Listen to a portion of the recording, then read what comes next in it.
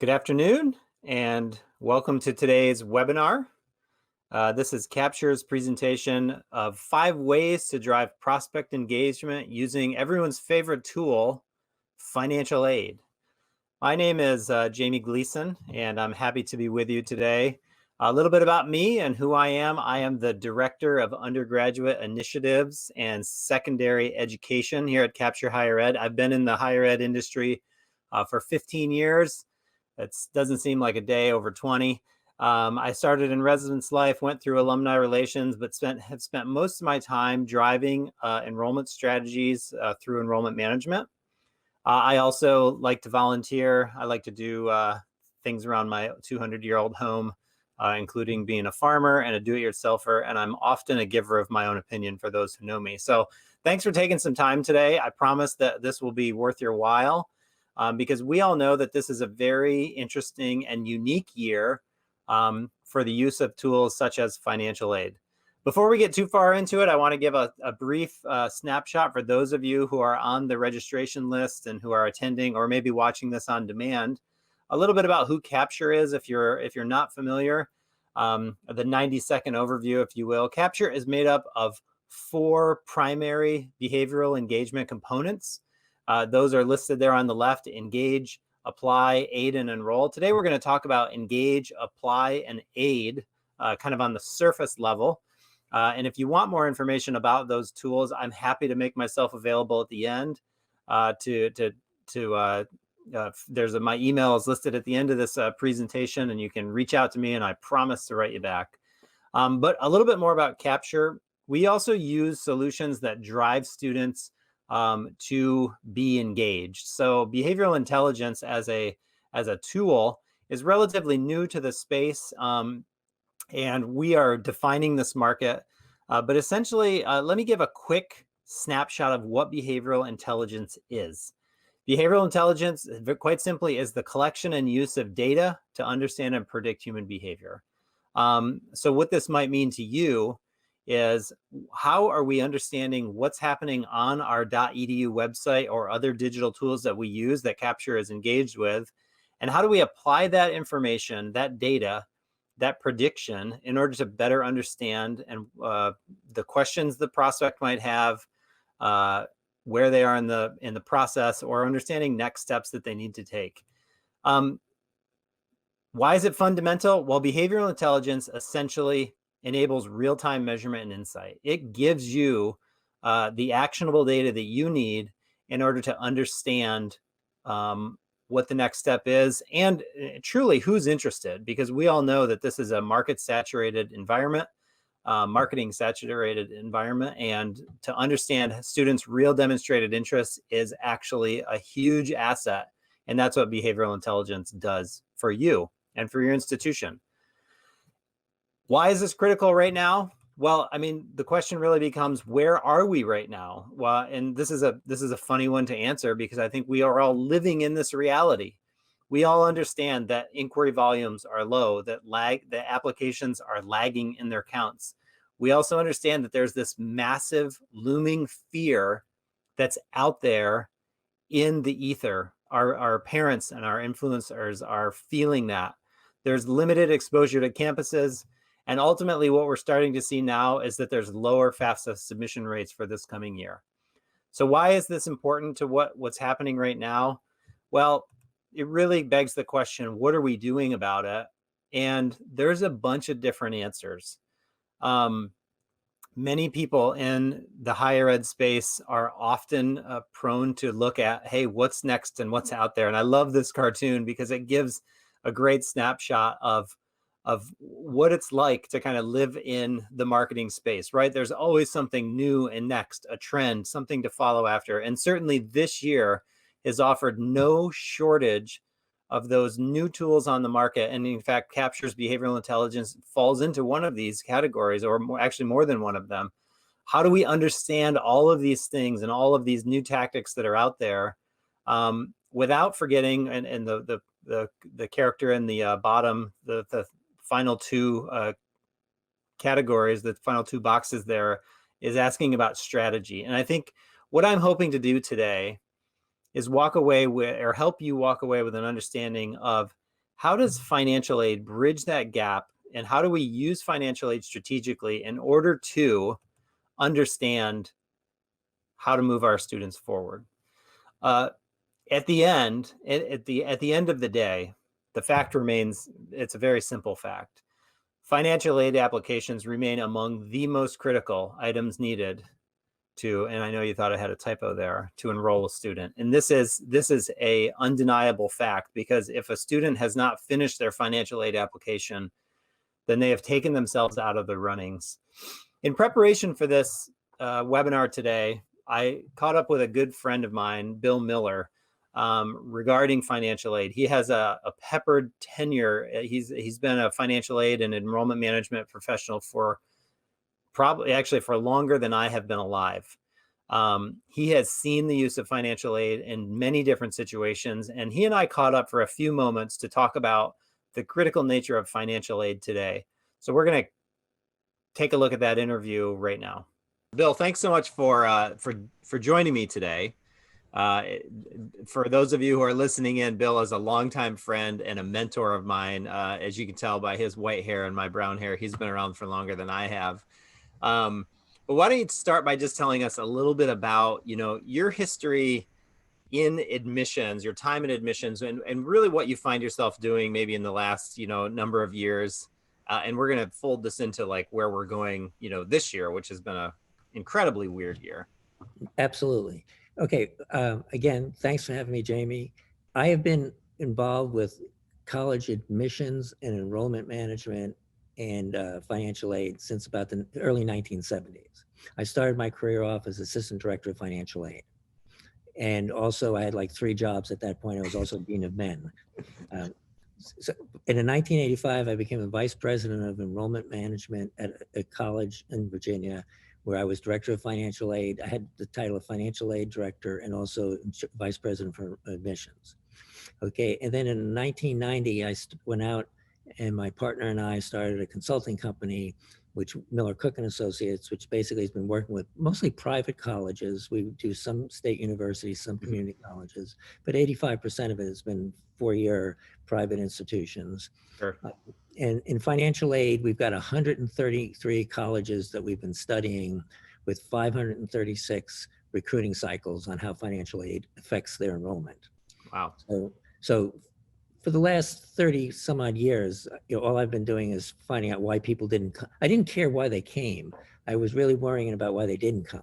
Sure. Yeah. So this year must provide this incredible opportunity to see the outlier, if you will. This is a year that's been very different, and it continues to be very different in the enrollment management world. But like through the years, like let's take a 20-year period. How have you seen financial aid kind of pivot in its usage and how we view it, and maybe even how the consumer or the student and the family, how do they view it maybe now as opposed to how they viewed it then? way back when, let's say 20 years ago, Sure. it was a closing position that you did almost at the time of you making your final decision. And admissions talked about, yes, we had financial aid and go see so-and-so in that office, and they help you get to that office. But I'd say over the last 20 years, it's evolved into part of the admissions process. As the question of affordability has come forward, probably for the last 10 years, every analysis after an enrollment year has started or ended, the analysis for the last 10 years have come down to the fact that affordability has played the first, second, and third choice of why students went. No matter how cool you thought you were, no matter how much you put into your brochures or your office or your staff or whatever, when it came down to it, it really, all of the third-party evaluators and researchers were finding out that pricing, affordability, inability to pay, perception of inability to pay, have all been the reason why I went to my third choice school. Yeah. And for the last 5 years, the rank and file student did not go to their first choice school because they couldn't afford it, not because they couldn't get in. Yeah. So over the years, financial aid has become a tool that you used up front. Yeah. What's the big difference between the 80s and the 2000s? Financial aid is the first thing I'll talk about today. If Hmm. I can't do affordability first, then I can't have institutional fit. Or if I spent all recruiting cycle working on why you belong here, and Yeah. then I find out you can't afford me and I can't afford you because our policy won't give you what you need and you don't have enough to make up the difference. Sure. But now we spent 11 months or 12 months or 18 months. Talking about how Uh, much we like each other. yeah, and isn't that just great? And that's the easiest thing that college presidents like to see. They like to see Sure. fit. Yeah. But in reality, if you don't talk about affordability, I want to take affordability off the table Right at the away. start of the process. Yeah, and it makes sense. If you think about, like, for instance, the job market. One of the first questions that anyone asks you when you're applying for a job is like, what are your salary requirements? Like, what do you need to, what does it need to look like for Right. you to become a part of this team? And I think that's a astute evaluation that sometimes I find it funny to think about how little we like to talk about money, but how important it really is. As I've been thinking about the role of financial aid, this year, relative to our clients and what we're seeing in the industry, obviously I think a big word that everyone wants to use is like, how are we innovating? Like, what are we doing to like move kind of a historic paradigm, which I would consider that, financial aid applications, since its introduction in the 60s, it's moved up. Like, how are we innovating this, like this historic paradigm into kind of current, operations? And I love what you just said about it, because I think for so long, even when I was a director of admissions, one of the things I would do is like, I'd have my checklists of, I want the application, I want the transcripts, I want the SAT score and all these kind of things. But whose responsibility was it for the financial aid application? Oh, that's the financial aid office, not Right. me. Yeah. So what's been one of the more innovative things that you've seen as people start to think about financial aid maybe slightly differently? Well, I've been pushing the people that are listening to me to put the financial aid affordability challenge out there. Say, look, President Obama, whether you're a Democrat or Republican, moved the financial aid deadline from January to October. Hmm. That opened up a whole bunch more decision-making time. Sure. So what it did, it helped if I can get your financial aid out of the way early, I could spend more real time with you deciding why you should be here. Yeah. And what I found is from the data that we're looking at is that when they started doing the January to October and October became the time, Yep. most colleges received 70% of their accepted student financial aid before January.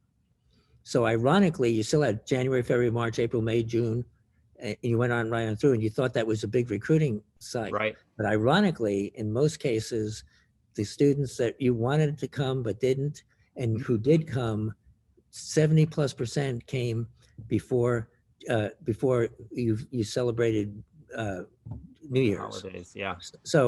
And what I'm doing is telling the clients that are the colleges that are listening to this, okay, that's a big statement I just made. Go back and check it. You'll be surprised at Yeah. how important that date moved forward. That means in October or November, maybe 200,000 or 300,000 students have already taken themselves off the market. Yeah. Right. And so Well, you might have what I love about it is that it helps take the field, which could be very broad, and narrows it to like, okay, here are the ones that, this engagement really matters, or this interaction is really going to yeah, count for something because we've got this piece already in there. the most important application a college can get today is the financial aid application. Sure. Because if you don't get it, the You're kid's out. not coming. Yeah. So I don't care how much you wish it, how many hours you spend on the telephone. If you don't do that, it's like the Academy Awards again. If you get listed, you show up and you get listed. The financial aid director draws down these names today and says, Mhm. "Holy mackerel, Jamie Gleason listed us." That means you're one of 10. Yeah. The game's not over. That means you're Right. in the game. You're in the game. I And like how you think about that, because I think that is that it's a critical shift in the paradigm of how financial aid has always kind of been, the gravy on the mashed potatoes instead of like before you peel the potato. no, it's main. It's Because I know we can keep going like this, but for those of you Bill's in sunny Florida. I don't want to keep him from getting outside too much. But at the same time, one of the last question I have for you is really one where I want you to dream a little bit with me. Like this is a year, like I said before, it's a year of innovation. It's a year of change and opportunity.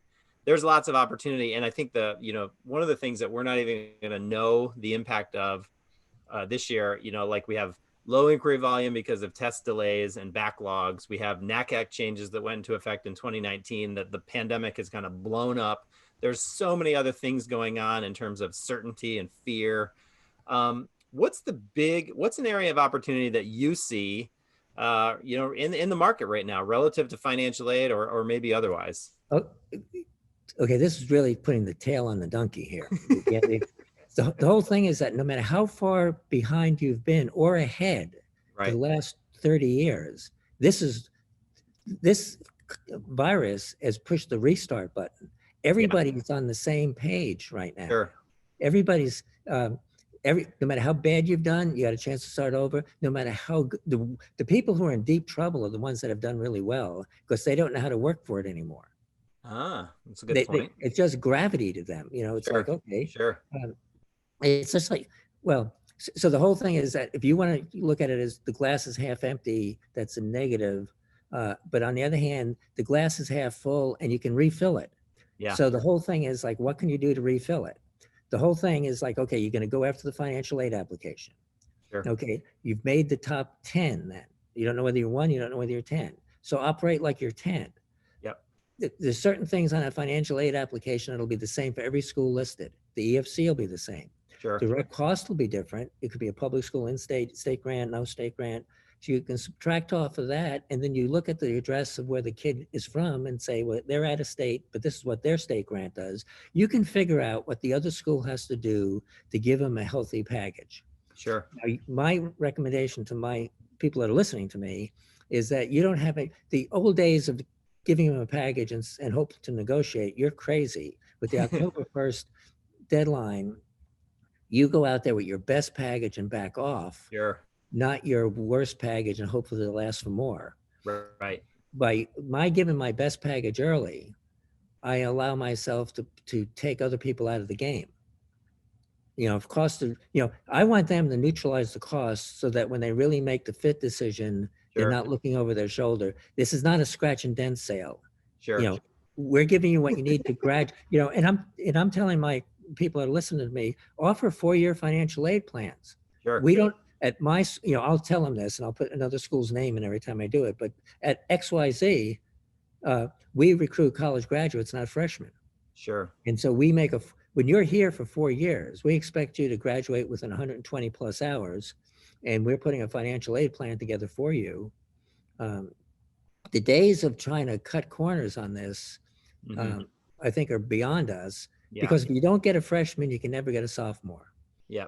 If and so when you calibrate what you don't get when you miss an enrollment, just start multiplying it, because you might have lost your freshman class by 100 students, but you really in 4 years lost 328 tuitions. Sure.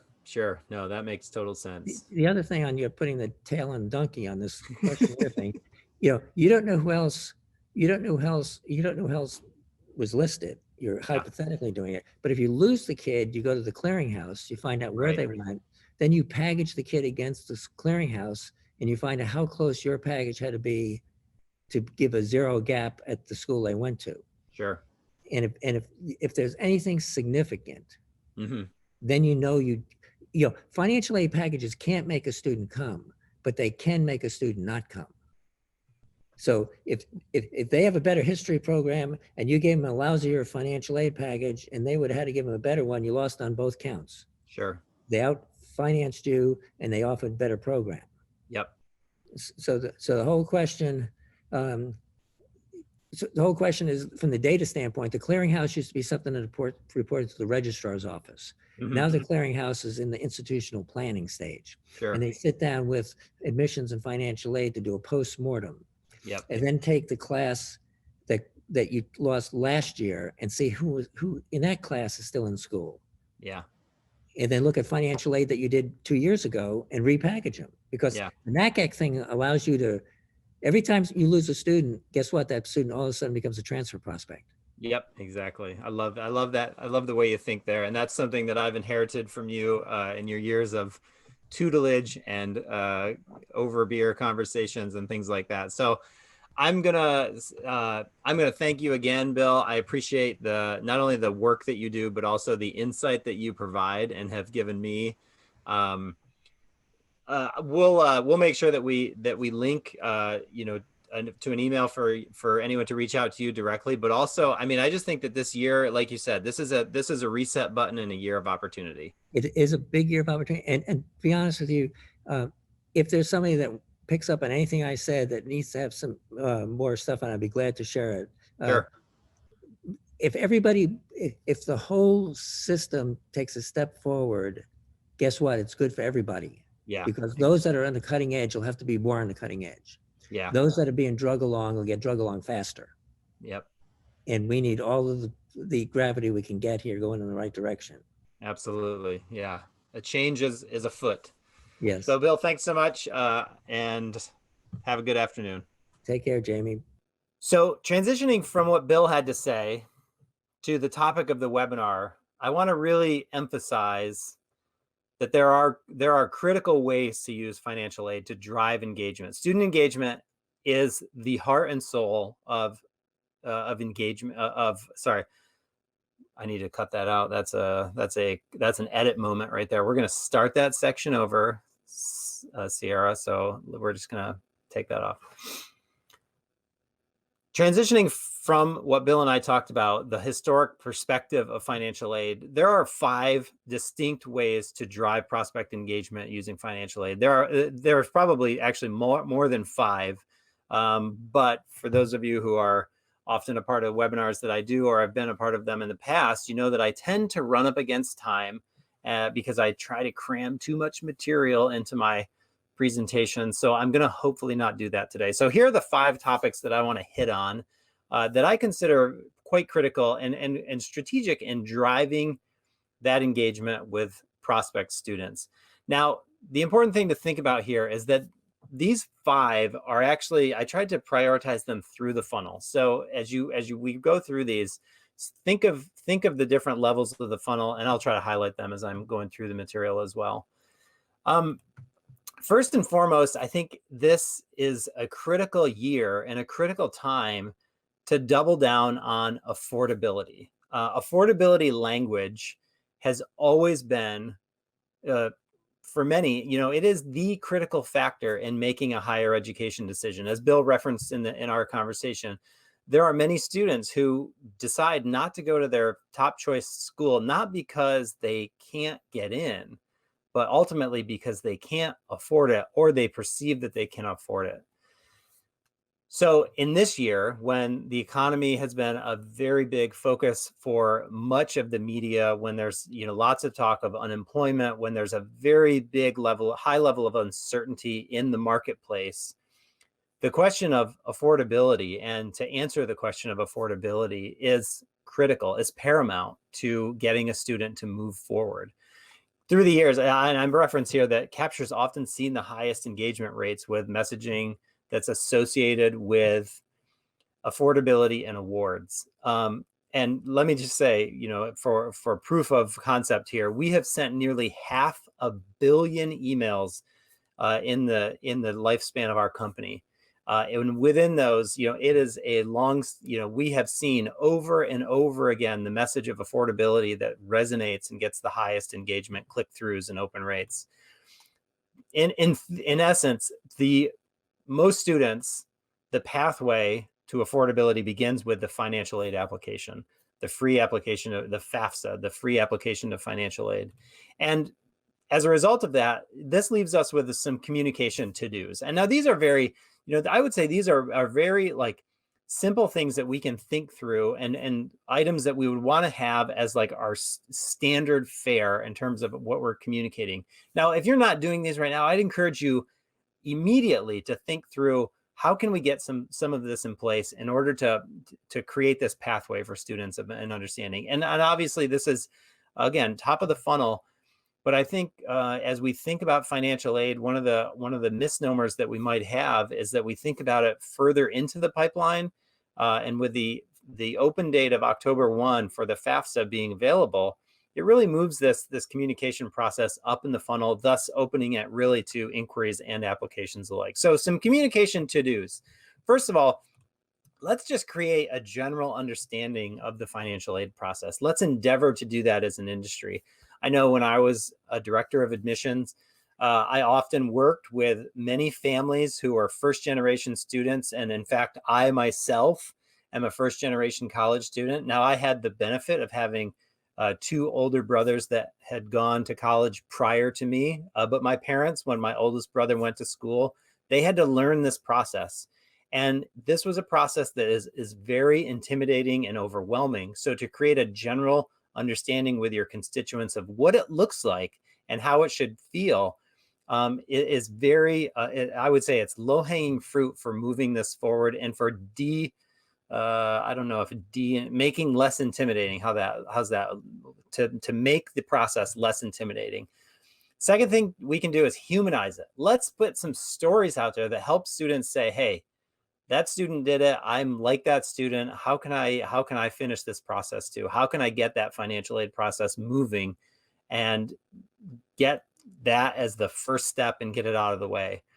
And then the last one is give affordability a long view. I think sometimes we think about affordability in terms of just the financial aid package alone, when really affordability is really kind of a soup to nuts experience from do they understand the process to do they really understand like the outcomes of their education and the elements. I know that there's a lot of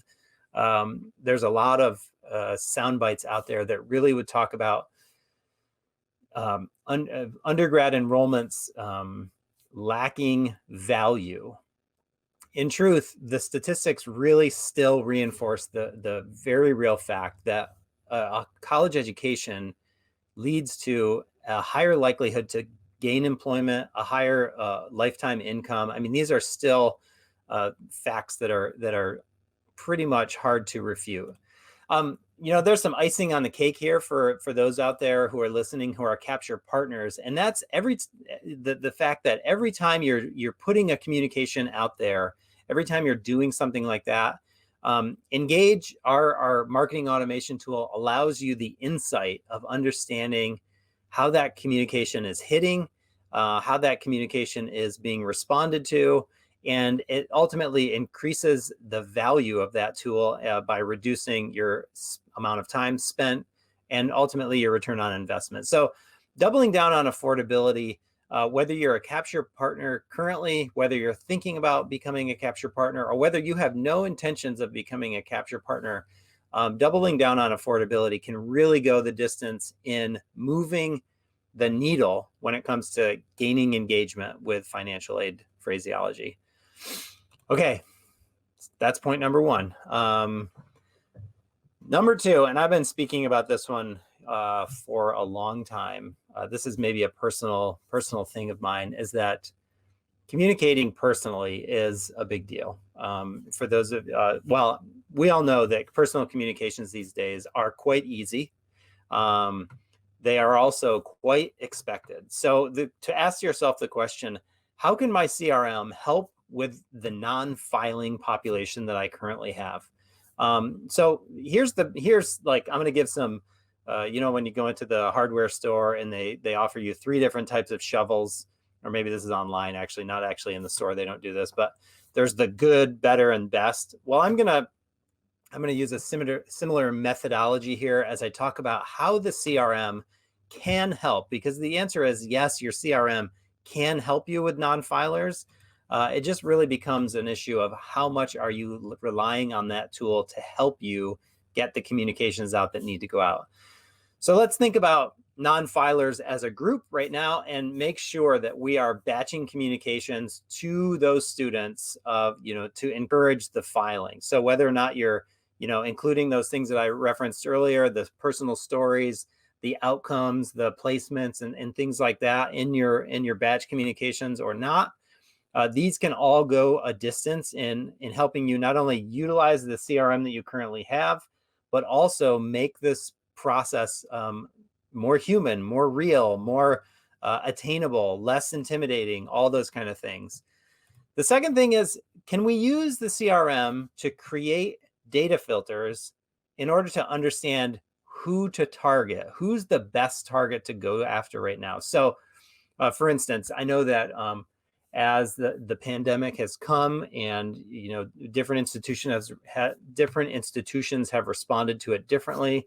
That has led to maybe program expansions. That has led to different divisions. Maybe it's led to different certifications or things like that. How can you use your CRM to drill into those targeted areas? So whether it's a program build, whether you want to hit a market or a geography that seems to be like a good market to go after, an underrepresented market. Maybe there's an ethnicity that's a particular goal, or a country, anything like that, where you can use the data that you already have to set up filters in order to target students who are non-filers. And again, this has to do a lot with where the needs are, but it also has to do with like the data that you already have in your system. We have a lot of data at our disposal, and using that makes our personalization process a lot easier. So I'm going to go with the best here. I think the best way to use all of these is to grab the first two, the basic and the better. Have batch communications, use your CRM data filters, but also put in there predictive model elements where you understand, okay, this is the group of students, the narrow slice of students that I need to go after, that are going to actually have the highest net tuition revenue, or potentially the lowest discount rate, or things like that. How do we stack predictive scores, predictive model scores? How do we take behavioral intelligence that Capture's Engage platform gives you? How do we integrate that with other pieces of data in order to then deploy communications that really make a difference? And if these are things that are, oh my word, like if they're overwhelming to you to think about, how do I do this? Maybe there's another question that you could ask yourself is like, are there current vendors that you have, whether it's your digital display vendor, maybe your website vendor, if that's an outsourced item, like how are other vendors able to help with this outreach? Because the critical nature here is to get students to fill out the FAFSA and to write your number on the bottom. That's what we want them to do. That's the goal. And to use any available resources to do that is good. Ultimately, that becomes the most personalization that you can do. So I think one big challenge within the industry, and I've kind of referenced this maybe a little bit on a sideways manner in the past, or even just right now, is that there is this challenge with the FAFSA. My parents faced it when my oldest brother was going to school. Is that the FAFSA is complex. And while it is complex, I don't want to deny the fact that it can be complex. It's not maybe as complicated as some people might think. And if it is, then there are ways to combat that, to mitigate that risk. So debunk the FAFSA, the complexity of the FAFSA. I think these statistics are great. Feel free to steal them and use them. Like, this is the average time that it takes for a student, a dependent student, to fill out the FAFSA or a renewal, or for an independent student to fill out the FAFSA and a renewal. And ultimately, what we want to do is put together prompts that are encouraging students to go to the FAFSA.gov site to start that process and to put our code in, like this toaster ad says here. Let's take a little bit of a agenda check. Here we are. We've done 2 out of the 5 points. We've talked about doubling down on affordability, and we've talked about personalization, using financial aid prompts, and also other elements of data that you already have. Here's where it starts to get a little bit different. Incentives. Oh my goodness, right? This is like the scary part of the NACAG changes that maybe no one ever we haven't thought about right now. We haven't thought about yet. The pandemic has really taken the NACAG changes to the professional code of conduct and really put it on the sidebar. But essentially, what the changes from last September mean for many of us is that, as it says here in bold, that we can now include incentives for early decision, early deadlines, applications and things like that. There really are no rules against using incentives, except in the cases of probably athletics, which you'll want to check your NCAA policies for that. So I'm not going to speak to that one. But really, the question I have is, and I think that this is a fair question, is that have you changed your practice since the NACAC changes were made? I think that there's a lot of people, a lot of institutions out there that probably thought, you know what, this is a game changer. And in many cases it is. There's a lot of things to deal with. There's a lot of differences that are out there and things that have, that are now different. But how have we changed our practice once these policies have been removed, I think is a great question. So let's try to think of ways to incentivize action. Essentially, how do we get students to complete the FAFSA? What do we do? What do we put out there in front of them that is important? Let's look at Remember first. Now remember, let's use incentives that have value. There's nothing worse than having someone say, oh yeah, like I'm gonna offer you this in order to do this, but that thing that they're offering is completely useless to you. Make sure that we incentivize with things that have value. And I've listed some things in the top that are ways that you can be creative, ways that you can think about incentivizing in a different way. So here's the other part is like, make sure that the rewards are attainable, that they're not like so far out there, a lottery that has no, chance of winning and things like that. So here we go. Some quick ideas off the top of my head. And I've seen some of these put in place successfully. FAFSA completion awards are incredible, of incredible value and very easy. A very simple, a line to your packet, your financial aid package that says you get some sort of meritorious award because you went ahead and completed the FAFSA. And to advertise that, I don't think cheapens the process. I actually believe that it's an incentive for students to get it in early, and it gets them, in on your list, and it gets you in competition to actually be on their list once the time comes. Bookstore and Amazon credit, housing preferences, and lotteries for parking. I know that there are some colleges out there that have limitations on their first year parking or things like that. So like, think about ways that you can offer up, incentives to do things differently. And I would say the last one, anything that improves retention, that's a win. That is an absolute win. And it's something that if you have research from your institution, your IR department that says, hey, these types of students retain well, and you can offer something that moves that needle, then do that for sure. Now, warning, I just want to put a quick warning out here. Every time I talk about incentives, I also want to talk about the melt prevention that exists and the possibility for that to kind of backfire. Just make sure that you're getting out in front of it with using melt prevention campaigns, through the summer. Make sure that you're watching those students and watching what they're doing on your website and understanding like what their behavior is saying after the fact. So I just want to make sure that's out there. Melt is a real thing, and we want to make sure that we're mitigating melt by putting campaigns into place. Okay, so let's talk about an incentive test or incentive example that was done. One of our partners this last year, using our aid tool, which I love the use of this tool. They offered $2,000 extra award to the 150 students who are most likely to be influenced by adding more financial aid. There was a condition. It was a timeline, a deadline. So make sure that you deposit by February 1st. And okay, so 150 students, $2,000 reward, and deposit by February 1st. Here are the results. 87 of those students responded early, which meant that school had 87 less students to think about post February 1. They were deposited. They were moving forward. They could then shift that conversation from affordability to what do they have to look forward to with the community. They could continue the sale without the pressure of the deposit. That was done using the aid tool, because and we'll get into this in a second, the aid tool was able to segment that group of students who are most likely to be impacted by additional funding.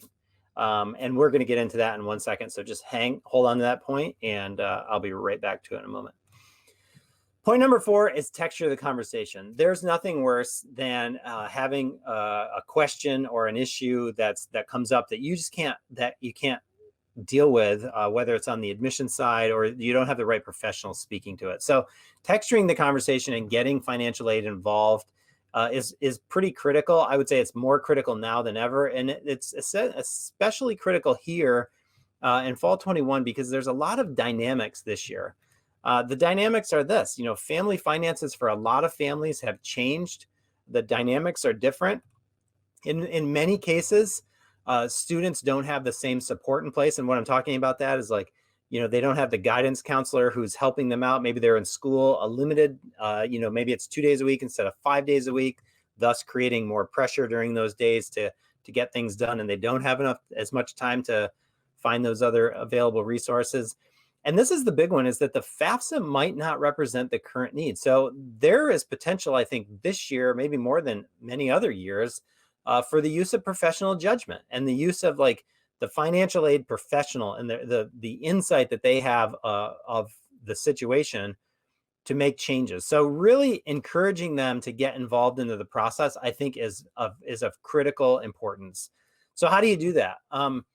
One of the things that I have often loved about Engage and the marketing automation that Capture offers is that there are ample ways to kind of reconnect. Again, use the market segments of students who have filed a FAFSA, students who are accepted but not deposited, and basically build that market so that we can say, hey, let's pop some material up in front of them and get them connected. So the example on the right is a quick and easy toaster. I always think of like, how can we integrate this even more? You could have that call to action of, schedule your time with your financial aid counselor, or meet personally with someone who can help you with this question. So that the use of on-demand and live financial aid workshops, I think in this age of digital that we're in, using Zoom, creating meetings and get-togethers in a virtual context, even a live, like a meeting with my financial advisor, here, it's very similar. And then, very simply, one of the things that I used to do, and this is a kind of a tried and true mechanism for follow-up after packages go out, is a simple call campaign, whether it's using your financial aid office or your admissions office or a combination of the two, to really just check for understanding. Do they understand what they're getting with their financial aid package? Has it been made clear? Do they know how long they're getting the aid? What are the questions that they have? And that can actually help you in next year's deployment or in future iterations of the financial aid letter to make them even better and stronger. So here we are, we've arrived at the final point. And I think this is maybe the most important. Actually, I would say, maybe there is no one most important, but I think that this is certainly an important thing to consider. We live in an age of first impressions. And I think there used to be in financial aid and in enrollment management, this mentality that we're going to put this award out there, and then we will wait and we'll kind of counter, kind of like when you're in a used car sales, it's kind of this back and forth. I think really the onus right now falls on the admissions office to put the best award out there. But I know as soon as I said that statement that there are many out there who are like, oh no, this is going to blow my, the discount rate's going to be out of this world, or there's fear that goes with putting your best award out there. And that's why the emphasis of aid is very important. Now, aid goes back to the beginning of the presentation where I put the 4 products that Capture, that make up our behavioral intelligence platform. But aid is a machine learning optimizer that essentially takes a look at your entire accepted student pool, and it says, here is the auto optimization process. So here are the things that we recommend for this group of students as you've given it to us, like right out of the box. This is what it offers you. But then it also, on top of that, offers the option to manually optimize, whether it's individuals or groups. You can optimize all of these in order to understand like what's the best fit and the best matrix. So if I reference back to the example that I gave for that partner of ours, they grabbed 150 students that would be most likely to be impacted by additional funding. So using those parameters, they were given a list of 150 names, and they sent that award to those 150 students. That made that 87% impact, or sorry, 87 count of impact, which is slightly more than 60%.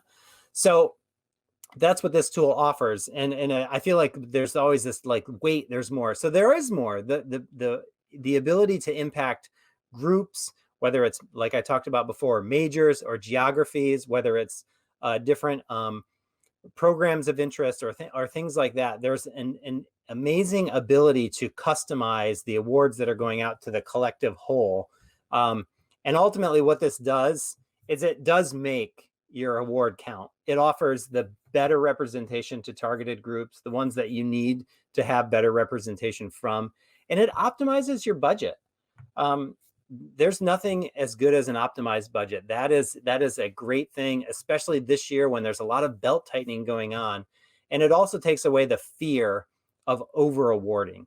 AID offers all of these. Now, I would be remiss to say I've covered AID here. This is a very complicated machine learning tool. It has a lot of layers. It has a lot of features, a lot of things that I definitely have not hit on during this like 45 seconds worth of talking about it. I would encourage you, if you have more questions about how this could potentially be useful for you or a solution to some of the things that you're facing, I would ask you to contact us. And again, my email will be here in just a second. So here are the key takeaways. 5 things that I think are, things that you can walk away with today and put into practice.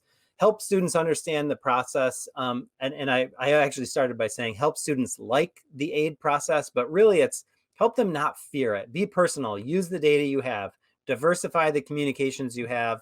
Make the FAFSA completion a goal early on. And what I mean that at the point of application, maybe even at the point of inquiry, if you have scoring to say, hey, this is an inquiry that is likely to enroll here or likely to apply here, make sure that FAFSA is a critical component of your outreach, that you're pushing toward that as a completion goal. And then optimize the packages that you have. Make sure that your budgets are spot on. Make sure that there's no over awarding. Shave your discount rate. Use the AID tool in order to accomplish those things this budget cycle. And obviously, one of the things I really want to give credit for is that there's lots of bonus points for creativity this year, innovation, if you will, and flexibility.